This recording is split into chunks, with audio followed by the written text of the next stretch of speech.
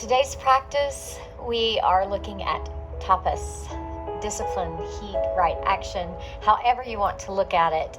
It is an important niyama for us to address as we're moving through our life and navigating all of everything that's coming at us. So today you don't really need any props. This practice is going to be a little more yin, but if anything, maybe you might want a couple of blocks or pillows for one of the forward folds, but you don't really need any props necessarily for today's practice.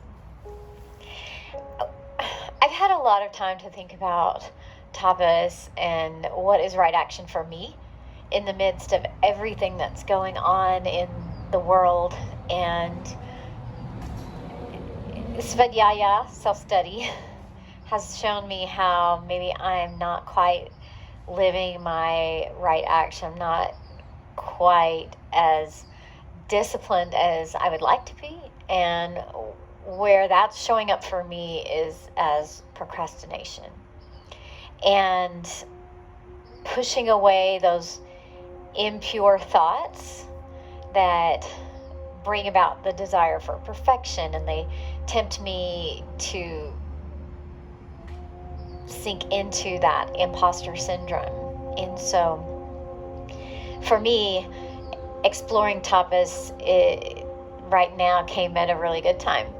I tend to gravitate towards svadhyaya and ahimsa as my sort of go-to, the yamas and niyamas. And so finding this kind of deeper exploration at this time has been really great for me. So I hope it's helpful for you too. So I want to share a quote from Nelson Mandela. He says, "There is no passion to be found in settling for a life that is less than the one you are capable of living." All right? There's no passion. And passion, right? You could look at tapas as passion, fire, discipline. There's no passion to be found in settling. Settling, wow. That word kind of can be a little triggering sometimes for people. There's no passion to be found in settling for a life that is less than the one you're capable of living. So is tapas the discipline to reach our potentials, the potential that we have, that maybe we are not going towards or attaining? Sutra 243 says, "Right and fervent actions facilitate mastery over the senses and reveal the true self within." So when we think about this tapas, we think about bringing out our true self. We think about heating up if you relate it to tapas in Spain, the little mini foods, you heat them up to serve them. And so maybe we heat ourselves up to serve our purpose in our life. And so I want to read a little bit of something from this book, The Yamas and Niyamas by Deborah Adele. And this is one of my favorite books. And she talks about in this time of hopeless desperation, it's those times that shape us and mold us into someone of depth. And I thought that was really relevant with everything that has been going on in our world with COVID and all of this racial unrest. And it's those times, right, that tell us who we are and what we are. And she goes on to say, "Our debris gets burned away and we are left more humbled and strengthened by the mystery of what is beyond our grasp of control and understanding. It is these darkest times of pain, loss, and confusion that weave something profound in us." She says, Charlene Westerman speaks truthfully to the danger and possibility of catharsis when she states that during these times we have two choices: to break down or to break open. We can't prevent these times of catharsis in our lives or know their shape or outcome, but we can prepare ourselves for them through our daily practice, through building our ability to stay in unpleasantness, and through the small daily choices we make. staying through the uncomfortableness inspired me to make this practice today a little more yin, where we sit with the uncomfortableness as we move, as we go into the asanas. I do want to remind you that, of course, if something feels injurious or painful, you want to move out. But try, as we go through the practice, to resist the urge to fidget or shift, and see if you can sit with that uncomfortableness. See if you can build that heat through some of the yin postures as we go. We're going to just start with a breath to build heat in the throat, ujjayi. And if you already have that practice, ujjayi, you can go ahead and start. I'll explain it for those who are watching on replay and don't maybe have that practice. So if you have an ujjayi breath practice, I'd invite you to go ahead and settle yourself and start the practice. Ujjayi is the breath that's coming in through the back of the throat and out through the back of the throat with the mouth closed. So if you had a mirror or something and you wanted to fog it up, how you would breathe to fog up a mirror, using the back of your throat, is how you will breathe with ujjayi with your mouth closed, and that air is coming through your nose, so it's like this. So you come in through the back and out through the back and the nose. And so we find that breath. It might be loud, it might not. There's no right or wrong on that. Some say it sounds like an ocean. Some say it sounds like a Darth Vader.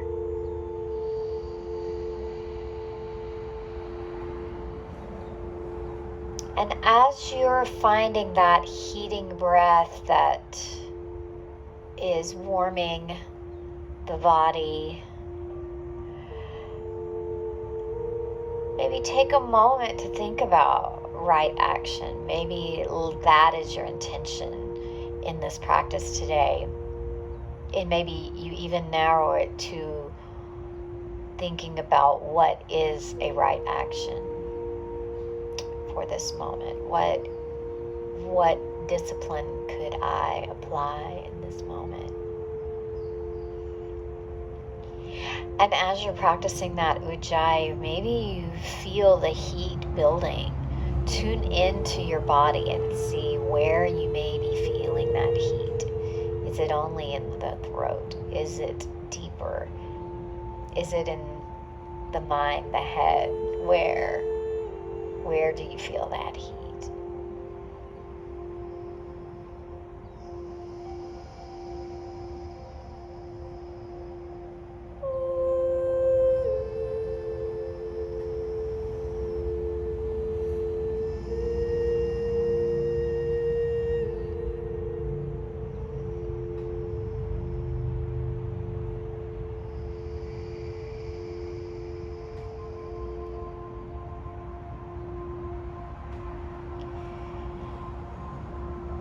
You can gently start to make your way into a tabletop position. And as you're coming out of that breath and you're sort of thinking about that breath coming into that throat, the throat chakra, and that throat chakra is sort of where we feel as if we can speak our minds, our truth, and set our boundaries. So as we're going through the practice and the postures, you will still incorporate that ujjayi breath. You're still building that heat and thinking about how you will apply that discipline. And sometimes setting boundaries for yourself is a form of that discipline. In hands And knees, wrists under the shoulders, knees under the hips. We can start to move into sort of a cat-cow if that feels good, so you can arch with the exhale. And start arch with the inhale, exhale as you round into cat. And then moving through the breath, just however your body wants to move. If you feel like pulling back, if you feel like making circles, just getting some sort of movement into the body.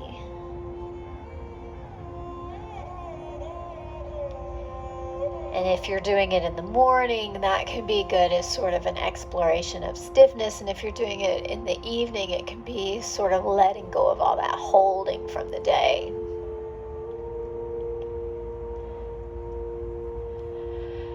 I will move right down onto the belly. So however you want to get onto your belly. We'll move into Sphinx pose. Sometimes I enjoy doing Sphinx pose as a moving posture where I get a lot of stretch and release. But today I want to really practice it as a yin. In our yin, we're pressing shoulders over the elbows, hands are out, pressing away from the mat.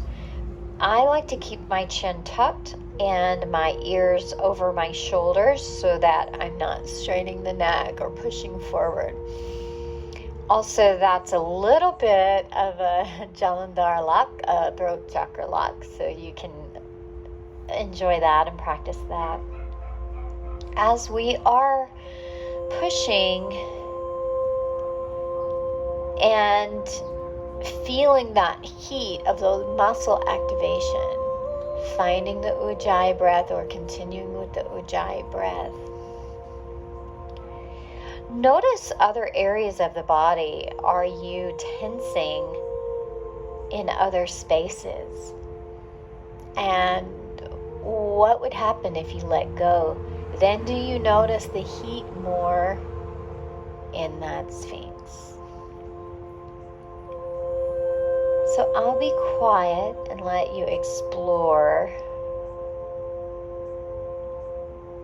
your Sphinx. And again, try to resist the urge to move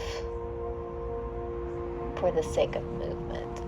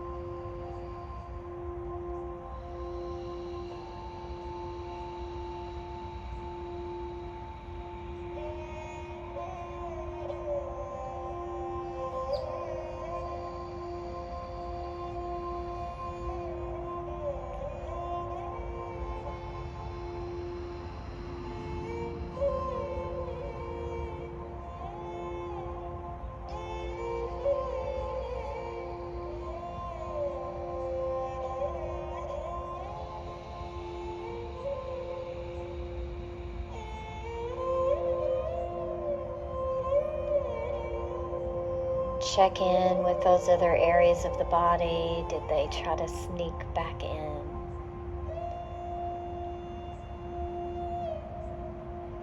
How is that stillness coming? How is the focus?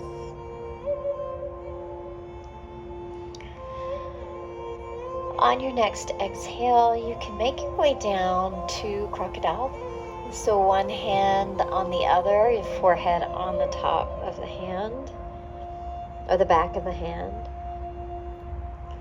And relax down in. We were activating through those shoulders, so they may want to still be holding on. You can let them go. Let the glutes go. Let the belly go.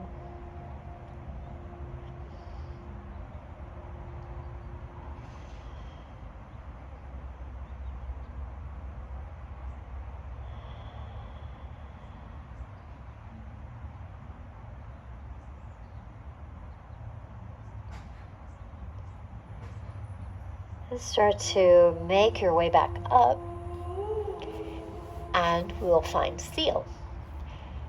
I love doing Sphinx and then seal, and these back bends are pretty intense. They can be.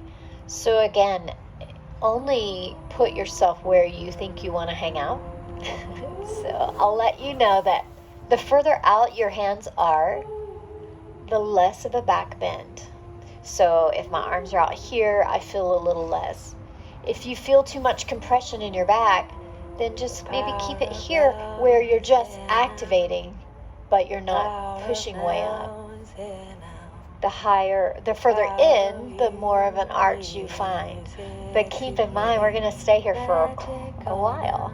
So find the one where you think you can maintain rather than not. So we'll find our Sphinx and we're going to stay. So you can be on fingertips or you can have the palms flat. I find fingertips really forces me to activate a lot harder or a lot deeper, and palms flat kind of gives me a little bit more support. So depending on how you're feeling, choose which aspect or which way you would like to go. And then again, we're focusing on that Ujjayi breath, really diving deep, digging hard to find that discipline. And we might be feeling that fire. Let the fire burn away your fears. Let the wind blow into your life such faith and trust. Oh, let the earth hold you, take care of you, nurture you. Oh, the power of love is here now. The power of now is here now.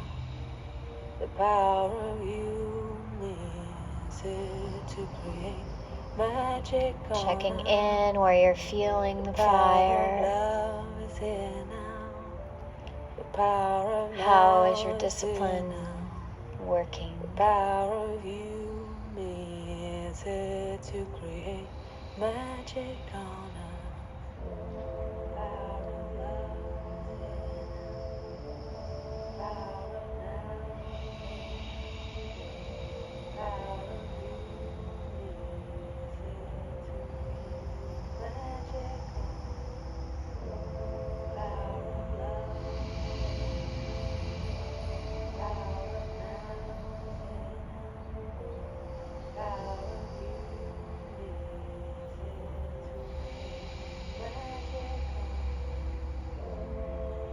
Let the water wash away your tears. Let the fire burn away your fears. Paying attention to that body where the fire, where the desire to move is manifesting. Take care of you, nurture you. And then you can gently start to make your way down. As you find crocodile, change hands. So put the other hand on top.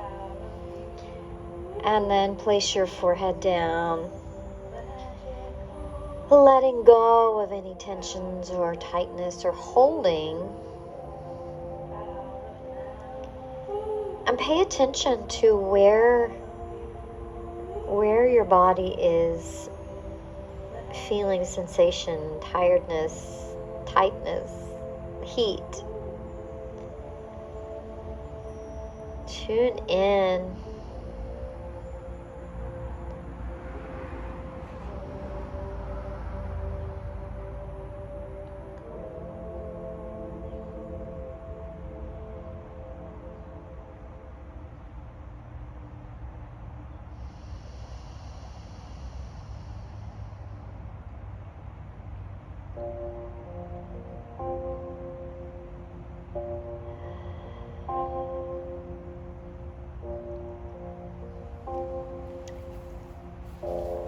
And you start to come up, we'll make our way back to tabletop.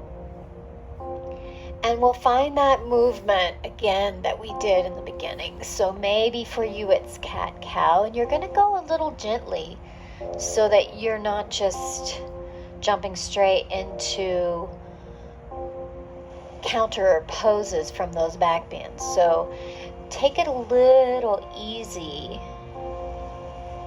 We never want to counter just drastically, right? So we want to kind of ease into those counter poses. And maybe you wag your tail side to side and explore the side body.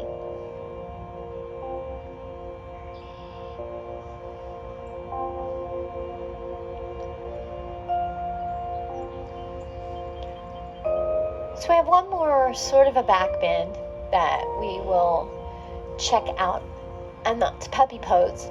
So there are a couple of things you can do. If you did grab a pillow or something, you put that under your forehead for support or a block, but you don't really need it. It's just a matter of if that feels comfortable for you. So as we move into puppy, we are on our knees with our hips above our knees and bringing the arms out forward and your head down towards the mat. Now, it may not go all the way down, and that's okay, because a lot of this will have to do with flexibility in the shoulders, and if it hurts to go all the way down, then by all means you won't do that.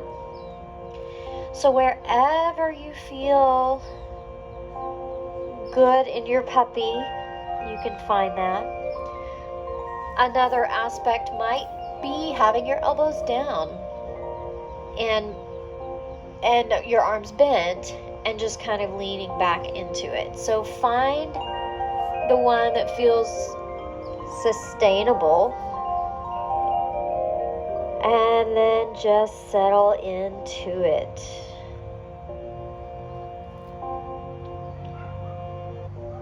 Finding your ujjayi breath.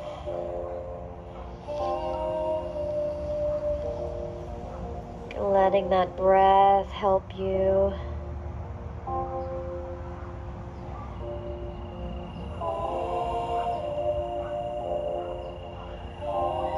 Feeling the upper back engaged and involved. Somewhat differently than it was engaged and involved in Sphinx and Seal. But some of the same muscles.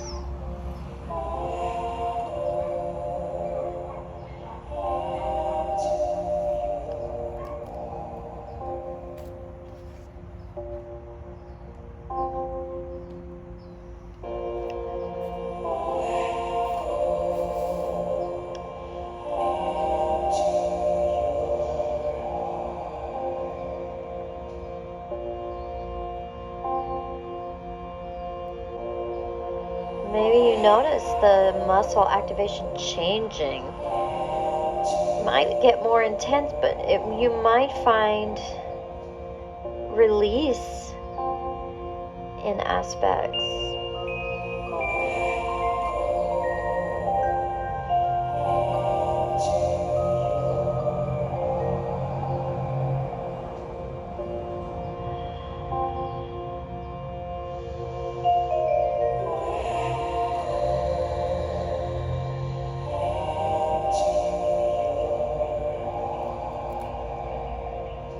And then you can start to make your way out, and again, finding movement that feels good after a posture like that. So maybe rolling the shoulders, maybe opening, maybe even clasping the hands. Whatever feels interesting after that really strong posture. So next we'll make our way to a seated forward fold. Place your feet out in front. And we'll sit up tall, lengthening the spine, finding all of the space we can in the back and the spine. And then just start to find your way forward. There are a few different ways you can approach this forward fold. You can think about keeping the shoulders back and the spine long and the head in line as you think about your hips coming to your thighs. And that's one way to think about it when you're getting a lot of sensation in the hamstrings. Another way to approach this posture is to let everything melt down. Let the shoulders roll forward. Let the chin come to the chest and hang. And then you'll find that sensation maybe moving down further into the calves.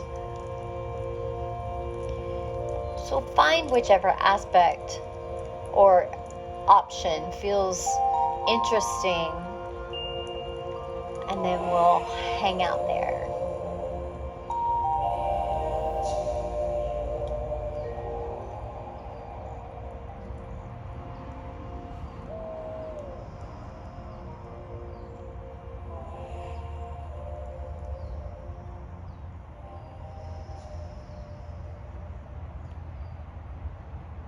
Finding that heat, tuning into the breath, that ujjayi, that coming through the back of the throat, coming out through the back of the throat.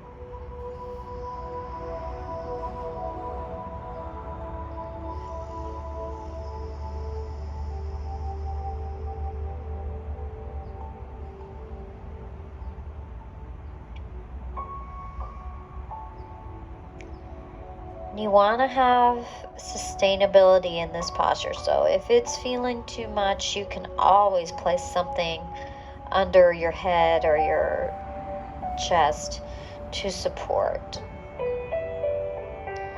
But in a yin practice, that hanging and that moving into a little bit of discomfort is part of the deal. So again, we're checking in for pain signals as opposed to discomfort. You may find yourself settling deeper, and if it feels appropriate, then let that happen.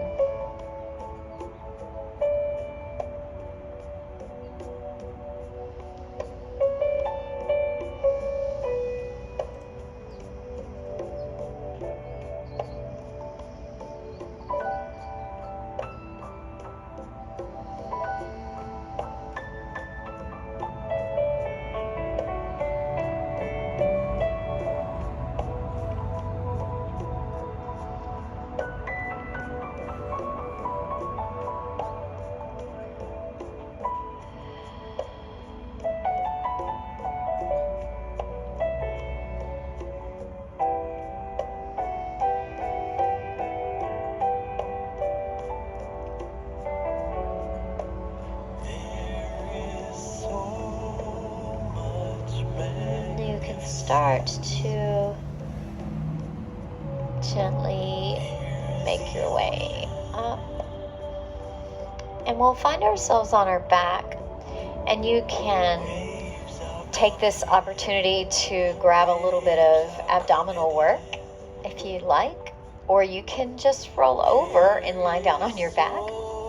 If you want to take the opportunity for a little bit of work, you can tuck the tailbone and then lower yourself down, placing each vertebrae one at a time, just like you're stacking them along a line. Tuning into that sensation of placing them down can be interesting.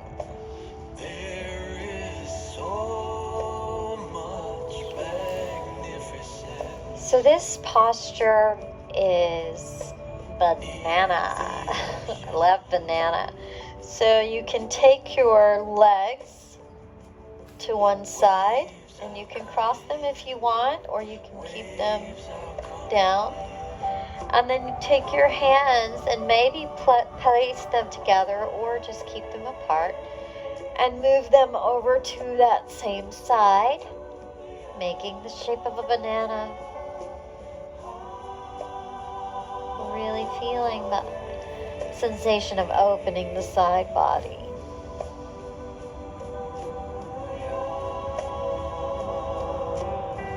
Settling into that posture to hang out. As you're feeling that breath moving into the side body, pay attention to that sensation. Are you bringing the heat with your Ujjayi breath?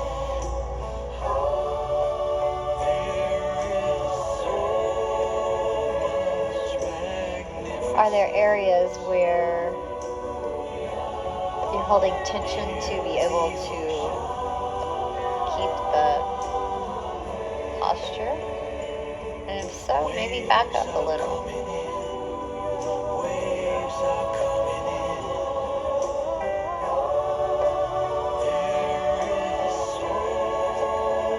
Stay there.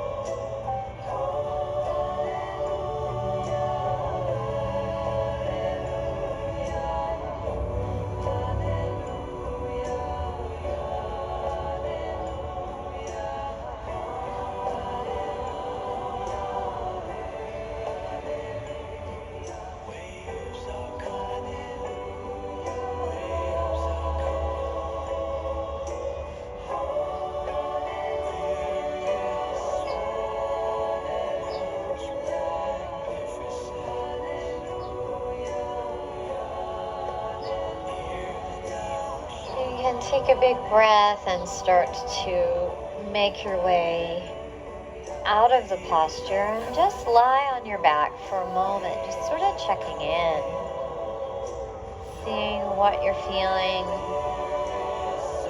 before you move into the other side. So we take the legs over, maybe cross the foot, take the hands over to find the other side. And you want to do whatever you need to do to find the expression that you can maintain without holding tension.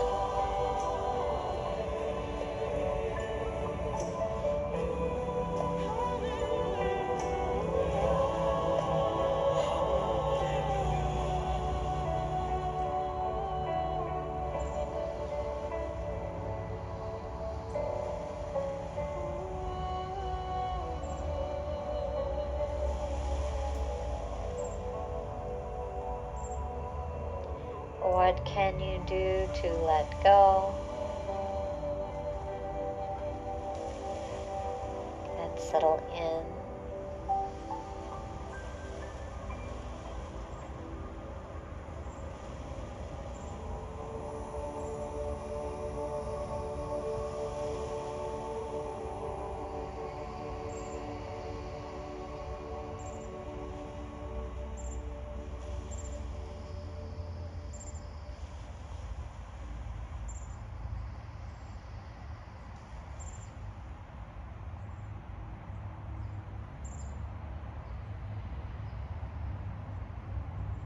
Now can you feel the breath moving into the side body,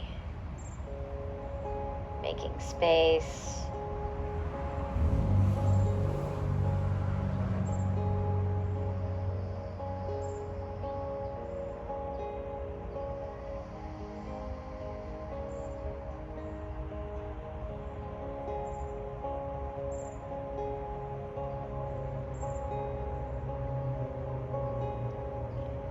on your next inhale, you can start to make your way back onto your back. Just letting yourself feel what you feel.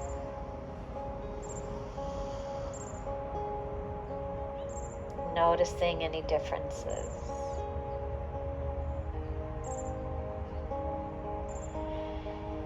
Start to bring one knee into the chest, pulling it in for wind removing, and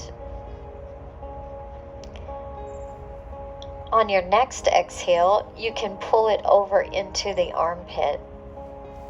So you're pulling the same knee to the same armpit, feeling that compression,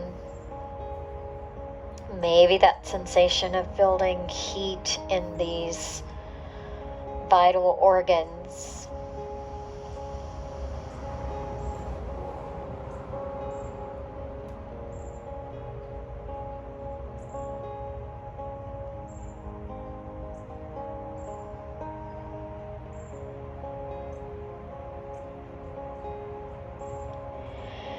And on your next exhale, you can bring mat posture out. Pull the other knee into the chest, just holding it in slightly. Maybe you feel a little relief in that low back from all that back bending that we did. Then as you exhale, you can pull it on over into the armpit, just feeling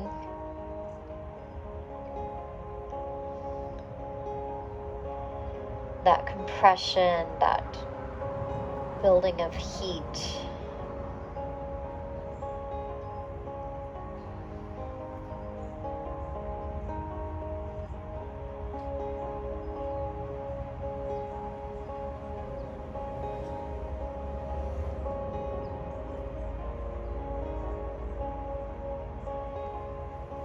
And then gently bring that leg back out. And you can adjust your hips, adjust your legs, adjust your arms.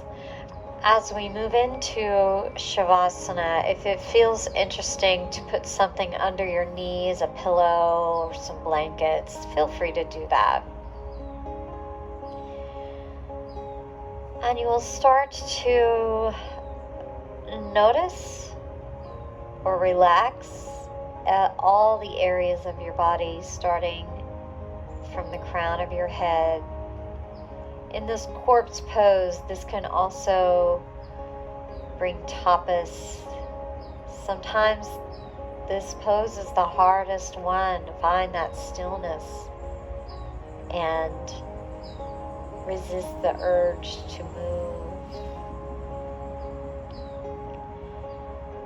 Staying in your Shavasana, you'll start to relax the crown of your head, tuning in, noticing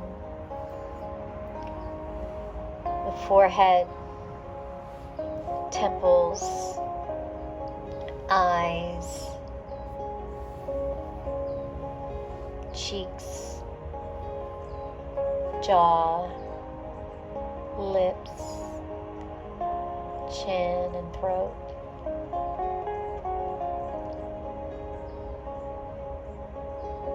Noticing the chest, upper back, shoulders, upper arms, elbows, forearms, wrists, and fingers.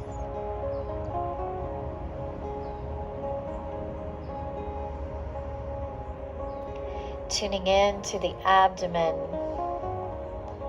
pelvis, hips, thighs, knees, calves, ankles, and toes.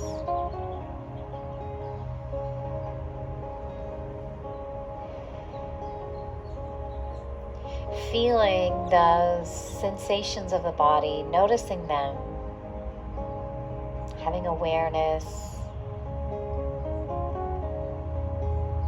and knowing that you have the ability to change how you perceive what you're feeling if you desire.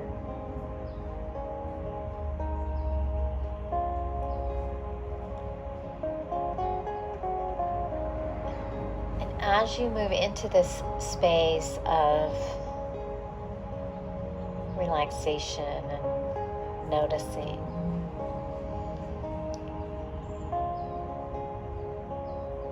how would it feel to visualize right action, discipline? What comes to mind when you hear those words? And maybe if a word or a deed or a thought comes to mind, maybe you place that in your mind's eye in the forefront and give it a texture, a color, and really see it as part of you.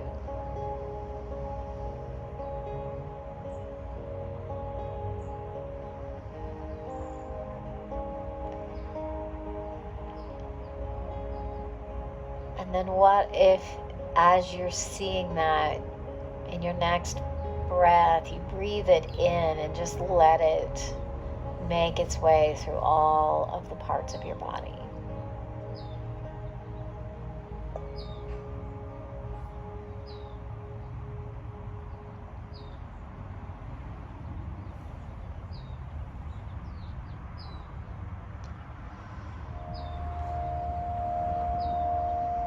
Reveling in that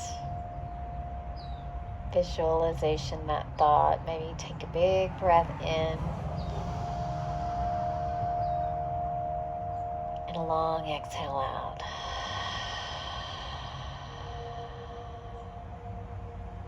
And a big breath in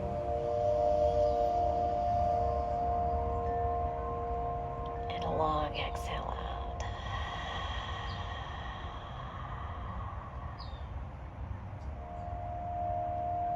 Start to bring movement into the body,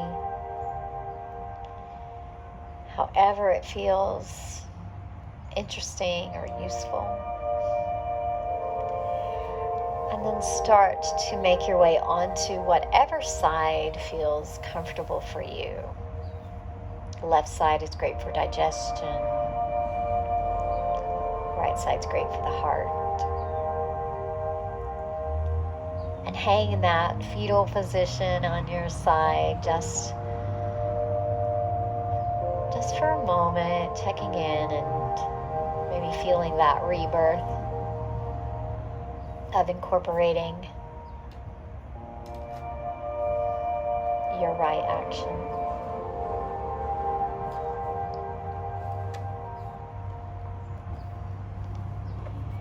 As you come to your seated position, calmly and gently, on your own terms. It's always the hardest part, right? Getting back up. I'd like to explore a mudra with you. It's called Surya Mudra, and this is the reference, the book. It's a great book. Surya Mudra is the gesture of the sun, so I think that's appropriate. So you'll take your ring finger here and you'll bring it down to the pad of your thumb, and then let the other three fingers hang out. And you can place your mudra either with your palms up to bring in more energy, or you can place them down. As we're talking about fire and energy, I will have mine up, but that may not be what you're needing right now. And you want to be sitting as comfortably as you can. So if you want to lean against something, if that feels good for you, find whatever comfortable seat feels right. You don't have to, it doesn't have to look like mine. The core quality of Surya Mudra is radiant energy of fire. And that's why I chose this one for this particular practice. They say that it enhances radiant energy in the mind and body. It supports the digestive system. It increases metabolism. It builds self-esteem. And I think self-esteem is pretty big aspect of this tapas and building discipline. And as I was talking about, well, for me, what I found was I was letting procrastination come in with this aspect of perfection and imposter syndrome. So self-esteem fits in with that for myself as well. It helps us to digest our life experiences, and it clarifies our life purpose, our dharma, our right action. So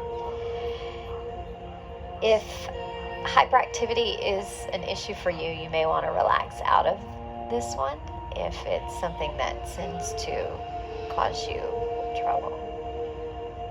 So as you hold this mudra, take some natural breaths to tune into the feelings that you may be feeling. And notice how your breath might naturally be directed into the solar plexus, the seat of the fire, instilling a sense of energy and radiance.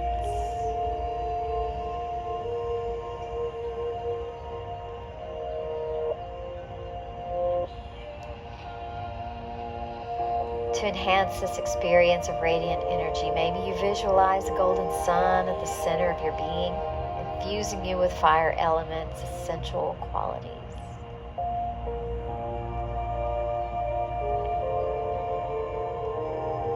Start sensing that light and warmth of the sun's rays, bathing your digestive system, enhancing the power of transformation and assimilation of the nutrients.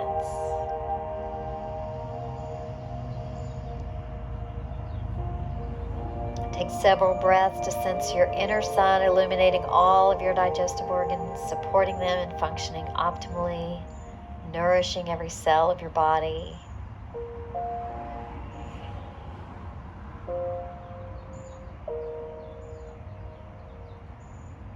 Let the light of your inner sun encompass your thoughts and feelings, allowing you to digest life's experiences more easily while releasing accumulated emotions and memories that can drain your energy.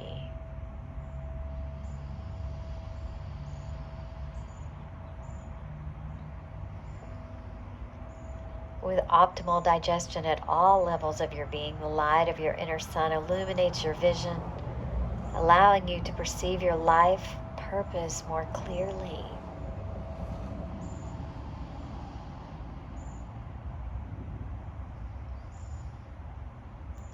Take several breaths to envision the unfolding of all of your possibilities while naturally receiving the determination to overcome any obstacles along your journey.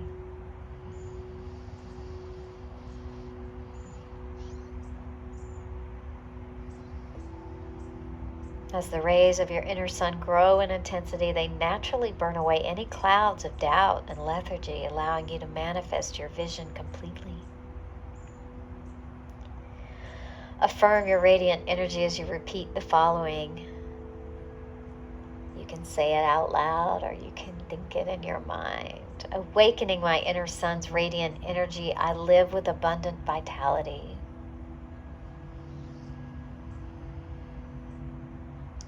Awakening my inner sun's radiant energy, I live with abundant vitality.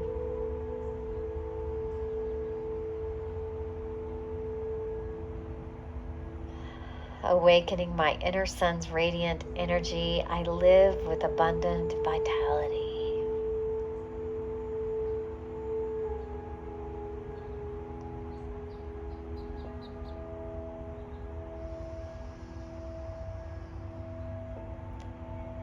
And you can start to release the gesture and move your hands however that feels interesting or useful. And then just place your hands on your thighs just to notice how you're feeling.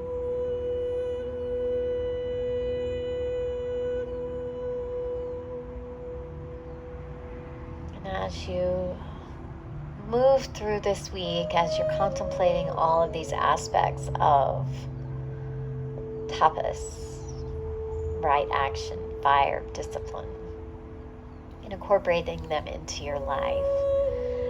Your homework is to pick one activity or habit that you want to cultivate and make a pact with yourself that you'll do it every day this week. For 1 week, commit to it every day, and then check in and see how that felt. Having that discipline and conquering that one thing. So I hope that you have a great week. We'll take a big breath in together, reaching high to the sky. Clasp your hands and come down through the third eye for good thoughts, to the throat for good words, to the heart for good actions. Namaste.